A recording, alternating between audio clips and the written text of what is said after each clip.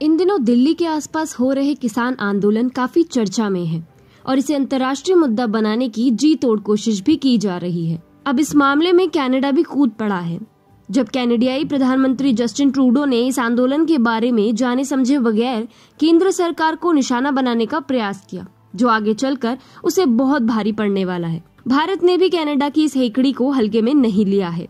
सर्वप्रथम तो ट्रूडो के बयान आने के अगले ही दिन भारत के विदेश मंत्रालय ने जस्टिन ट्रूडो को खरी खोटी सुनाते हुए उनके बयानों को बचकाना बताया और उन्हें ये भी चेतावनी दी कि भारत के आंतरिक मामलों में दखल अंदाजी न करे।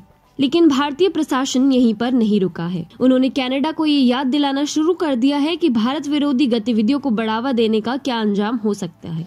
इसी परिप्रेक्ष्य में विदेश मंत्रालय ने कनाडियाई राजदूत को तलब किया था।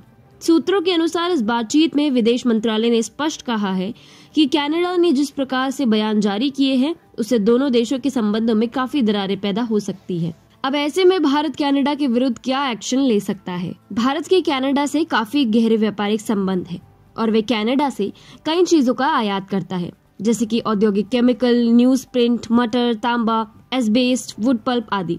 अब यदि भारत चाहे तो इन सब पर इम्पोर्ट ड्यूटी को काफी हद तक बढ़ा सकता है, जिससे न सिर्फ कनाडा को आर्थिक तौर पर नुकसान होगा बल्कि इसके राजनीतिक परिणाम भी भुगतने पड़ेंगे।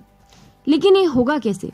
दरअसल कनाडा में इस समय ट्रूडो की लिबरल पार्टी है, जो खालिस्तानी समर्थक जगमीत सिंह की न्यू डेमोक्रेटिक पार्टी के साथ गठबंधन कर सरकार चला रहे हैं। जब 2017 में ट्रूडो भारत दौरे पर आए थे तो उससे पहले उनकी खालिस्तानियों के साथ कुछ तस्वीरें वायरल हुई थी, जिसके कारण न केवल भारत दौरे पर उनकी फजीहत हुई थी बल्कि ट्रूडो के असफल भारत दौरे को लेकर विपक्ष ने भी काफी खरी खोटी सुनाई थी। अगर भारत के साथ कनाडा के रिश्ते खराब हुए तो कंजर्वेटिव पार्टी के पास ट्रूडो की धुलाई करने का एक सुनहरा अवसर होगा और इस खिचड़ी सरकार को गिरने में भी अधिक समय नहीं लगेगा। क्या यह युक्ति सफल हो सकती है? निसंदेह हो सकती है, क्योंकि भारत की अखंडता को चुनौती देने वाले वैश्विक नेताओं का पिछले कुछ वर्षों में काफी बुरा हाल हुआ है। विश्वास नहीं होता तो महातिर मोहम्मद का ही उदाहरण देख लीजिए। पिछले वर्ष जब अनुच्छेद 370 को निरस्त किया गया था तो महातिर मोहम्मद ने न केवल इसकी निंदा की थी बल्कि इसे कश्मीर पर आक्रमण भी बताया था।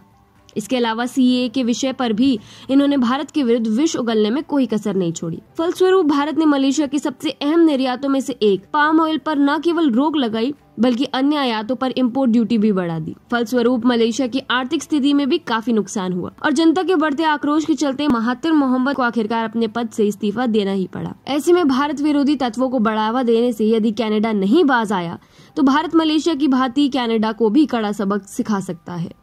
इसीलिए भारतीय प्रशासन ने कनाडा को एक स्पष्ट चेतावनी दी है कि यदि संबंध कायम रखने हैं तो ऐसी बचकानी हरकतों से बचना होगा, अन्यथा परिणाम बहुत हानिकारक होंगे।